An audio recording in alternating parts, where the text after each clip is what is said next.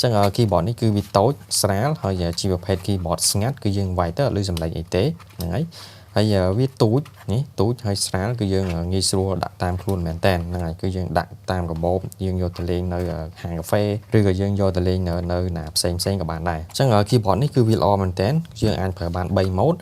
ប្រើឥតខ្សែក៏បានយើងប្រើខ្សែក៏បានយើងប្រើ Bluetooth ក៏បានដែរហើយ Bluetooth វាគឺយើងអាច connect បាន3 Bluetooth អូខេអញ្ចឹងដូចអ្នកគ្នាបានឃើញនេះ B1 B2 B3 ហ្នឹងអូខេបាទសួស្តីទាំងអស់គ្នាថ្ងៃនេះខ្ញុំមាន keyboard មួយប្រភេទសូមណែនាំទាំងអស់គ្នាអញ្ចឹង keyboard នេះជាប្រភេទ keyboard wireless ហ្នឹងហើយលេខកូដវា M68 អូខេអញ្ចឹងឥឡូវយើងមក unboxing វាទាំងអស់គ្នាអូខេអញ្ចឹងនេះចឹងពេលយើងបើកប្រអប់ទៅយើងឃើញกระดาษណែនាំវាមួយអូខេអញ្ចឹងយើងអាចអានក៏បានយើងទុកចោលក៏បានដែរអូខេអញ្ចឹងខាងគៀននេះគឺយើងមានខ្សែនេះអញ្ចឹងខ្សែហ្នឹងគឺយើងអាចដោតប្រើ keyboard ក៏បានហើយយើងអាចដោតទៅសាកថ្ម keyboard ហ្នឹងក៏បានដែរអូខេអញ្ចឹងខ្សែវាយើងបែងគួរសមដែរហ្នឹងហើយអញ្ចឹងឥឡូវយើងមកមើល keyboard យើងវិញនេះចឹង keyboard យើងនេះពណ៌ខ្មៅចឹងពណ៌ខ្មៅវាស្អាតម្យ៉ាងដែរហ្នឹងហើយចឹងវាមានទឹកខូចនៅគៀនហើយវាមានសហើយនឹងលាយខ្មៅអីចឹងទៅអូខេអញ្ចឹងយើងមកមើលរូបរាងវាវិញនេះ keyboard ហ្នឹងគឺវាតូចហ្នឹងហើយស្រួលយើងដាក់តាមខ្លួនហើយស្រួលយើងផ្លាស់ទីហ្នឹងហើយអូខេអញ្ចឹងឥឡូវខ្ញុំវាស់ឲ្យបងប្អូនគ្នាមើលអញ្ចឹងនេះខ្ញុំមានបន្ទាត់30 សង់ទីម៉ែត្រមួយអូខេអញ្ចឹងឥឡូវខ្ញុំវាស់ឲ្យបងប្អូនគ្នាមើលនេះអញ្ចឹងប្រវែងវាប្រហែល30 សង់ទីម៉ែត្រហ្នឹងហើយអញ្ចឹងឥឡូវយើងមកវាស់ទៅតឹងបងប្អូនគ្នាតឹងវាប្រហែល10 សង់ទីម៉ែត្រទេហ្នឹងហើយអញ្ចឹងយើងមើលទៅ keyboard នេះគឺវាទូចមែនតើហ្នឹងហើយអញ្ចឹងបែបប៉ុននេះប្រហែលប៉ុនបាតដៃហ្នឹងហើយអញ្ចឹងឥឡូវយើងមកមើលរបៀបប្រើវាវិញនេះអញ្ចឹងយើងមកមើលនៅខាងក្បាលនេះវិញនេះខាងក្បាលហ្នឹងគឺវាមានកន្លែងនេះខាងក្បាលហ្នឹងបើសិនជាយើងកាច់មកខាងនេះយើងប្រើ Bluetooth ហើយបើសិនជាយើងកាច់មកខាងស្ដាំគឺយើងប្រើ mode wireless អូខេអញ្ចឹងឥឡូវខ្ញុំតេស្ត mode wireless ឲ្យទាំងអស់គ្នាមើលសិនអញ្ចឹងខ្ញុំកាច់ទៅ 2.4G នេះអូខេអញ្ចឹងនេះទាំងអស់គ្នានេះអញ្ចឹង USB wireless របស់វាគឺនៅខាងក្រោមនេះនៅខាងក្រោមជើងហ្នឹងយើងគ្រាន់តែឆ្កឹះឡើងមកយើងឃើញគ្រាប់ហ្នឹងហើយអញ្ចឹងយើងយកគ្រាប់ហ្នឹងមកយើងយកទៅដោតចូល adapter ឬក៏ក្បាលបំបែកអញ្ចឹងទៅគឺយើងអាចប្រើបានហើយអូខេអញ្ចឹងយើងឆ្កឹះជើងវាទាំងពីរអញ្ចឹងមកអូខេយើងដាក់ប្រឈមមកនេះ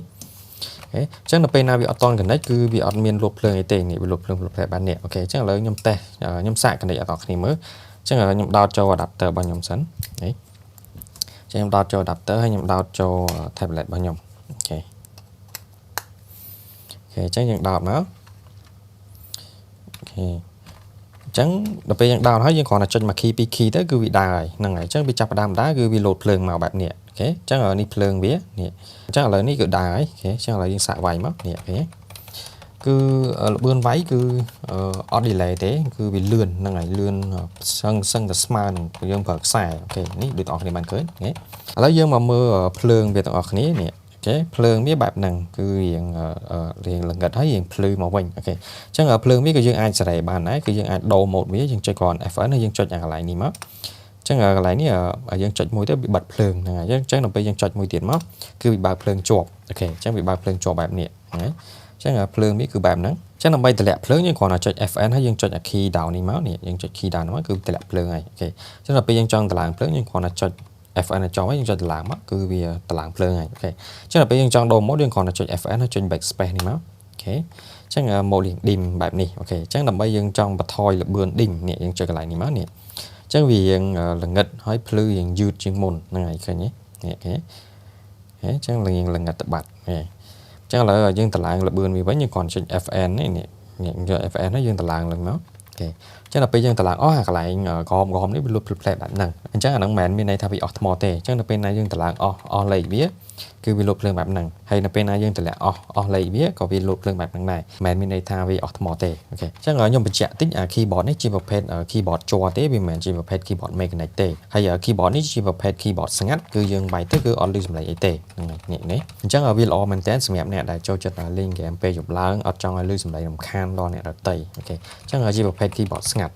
អូខេអញ្ចឹងមិញដោយសារយើងបានតេស្ត mode wireless ហើយអញ្ចឹងឥឡូវខ្ញុំសាកតេស្ត mode Bluetooth វិញអូខេអញ្ចឹងដើម្បីតេស្ត mode Bluetooth យើងគ្រាន់តែកាច់នេះគ្រាន់តែកាច់អាហ្នឹងមកនៅពេលណាយើងកាច់មកប៉ឹកមកវានៅកណ្ដាលមានន័យថា keyboard ហ្នឹងគឺបិទហើយហ្នឹងហើយគឺបិទអត់មាន connect ទេទាំងអស់ហ្នឹងហើយ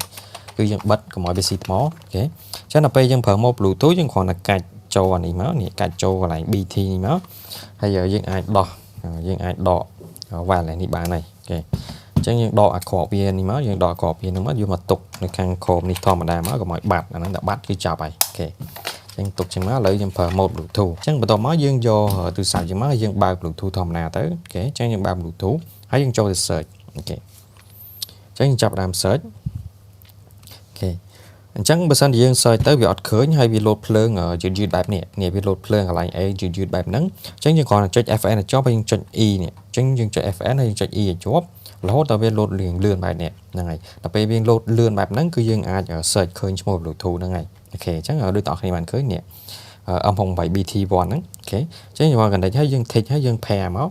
ហេអញ្ចឹងវាចាប់ផ្ដើម connect ហើយអញ្ចឹងវាដាក់ថា connected គឺយើងអាចប្រើបានហើយអូខេអញ្ចឹងយើងវាយអក្សរយើងអាចវាយបានទាំងអស់អូខេដូចបងប្អូនបានឃើញនេះអូខេអញ្ចឹងខ្ញុំវាយអក្សរហេគឺដើរហ្នឹងហើយអញ្ចឹងល្បឿនវាយវាគឺអត់ delay ទេដូចបងប្អូនបានឃើញគឺអត់ delay ទេហ្នឹងហើយនេះអូខេគឺវាយទៅមកហ្នឹងហើយហេវាមិន delay ខ្លាំងអីណាស់ណារហូតដល់យើងប្រើបានទេគឺមកល្មមយើងអាចប្រើបានអូខេនេះយើងទៅវាយតាមដៃអូខេដូចបងប្អូនបានឃើញណាអញ្ចឹង keyboard នេះគឺយើងអាច connect បាន Bluetooth ចំនួន3អូខេអញ្ចឹងវាមាន BT1 នេះវាមាន BT1 យើងអាច connect បានមួយ device ហើយយើងអាច connect ទៅ BT2 មួយ device ទៀតហើយនឹង BT3 មួយ device ទៀតអូខេអញ្ចឹងខ្ញុំមកសាក mode ខ្សែឲ្យបងប្អូនបានឃើញទៀតអូខេអញ្ចឹងដើម្បីចូល mode ខ្សែយើងគ្រាន់តែកាត់ចូលកណ្ដាលនេះមកនេះអូខេឥឡូវយើងកំពុងនៅ mode BT អញ្ចឹងយើងកាត់ចូលកណ្ដាលនេះមកអូខេអញ្ចឹងយើងកាច់មកកណ្ដាលហ្នឹងមានន័យថាគឺយើងបិទ keyboard ហើយហ្នឹងហើយអញ្ចឹង keyboard នេះគឺអត់ដើរទេអូខេអញ្ចឹងដើម្បីអាចប្រើ mode ខ្សែគឺយើងគ្រាន់តែយកខ្សែយើងមកនេះអាខ្សែដែលគេឲ្យហ្នឹងហើយយើងដោតចូលទៅក្នុងក្បាល8យើងទៅនេះដូចយើងដោត keyboard ទូទៅធម្មតាអញ្ចឹងហ្នឹងហើយអូខេអញ្ចឹងយើងដោតចឹងមកណាហើយដោយ type C នេះគឺយើងដោតចូល keyboard ចឹងទៅអូខេហើយបន្ទាប់មកដោយក្បាល8ហ្នឹងគឺយើងដោតចូល tablet យើងមកឬក៏ដោតចូលទូរស័ព្ទយើងទៅអូខេចឹងគ្រាន់ដោតបានប៉ុណ្្នឹងមកនេះគឺ keyboard វាចាប់ដើមចេញភ្លើងអញ្ចឹងគឺយើងអាចវាយបានធម្មតាអូខេដូចបងប្អូនបានឃើញនេះអាហ្នឹងយើងប្រើ mode ខ្សែនេះឃើញទេខ្ញុំកំពុងប្រើ mode ខ្សែអូខេអញ្ចឹង keyboard នេះគឺវាល្អមែនតើយើងអាចប្រើបាន3 mode ប្រើឥតខ្សែក៏បានយើងប្រើខ្សែក៏បានយើងប្រើ Bluetooth ក៏បានដែរហើយ Bluetooth វាគឺយើងអាច connect បាន3 Bluetooth អូខេអញ្ចឹងដូចបងប្អូនបានឃើញនេះ B1 B2 B3 ហ្នឹងអូខេអញ្ចឹង keyboard នេះគឺវាតូចស្រាលហើយជាប្រភេទ keyboard ស្ងាត់គឺយើងវាយទៅអត់ឮសំឡេងអីទេហ្នឹងហើយវាទូចនេះទូចហើយស្រាលគឺយើងងាយស្រួលដាក់តាមខ្លួនមែនតើហ្នឹងហើយគឺយើងដាក់តាមកាបូបយើងយកទៅលេងនៅហាងកាហ្វេឬក៏យើងយកទៅលេងនៅណាផ្សេងក៏បានដែរអូខេអញ្ចឹងនេះ keyboard នេះអូខេអញ្ចឹង keyboard នេះខ្ញុំបញ្ជាក់តម្លៃតិចតម្លៃវាខ20ហើយបើសិនជាបងប្អូនទាំងអស់គ្នាត្រូវការអាចឆាតចូល TikTok ហើយនៅ Telegram ខាងលើនេះបានអរគុណច្រើនដល់អ្នកគ្នាជំរាបលា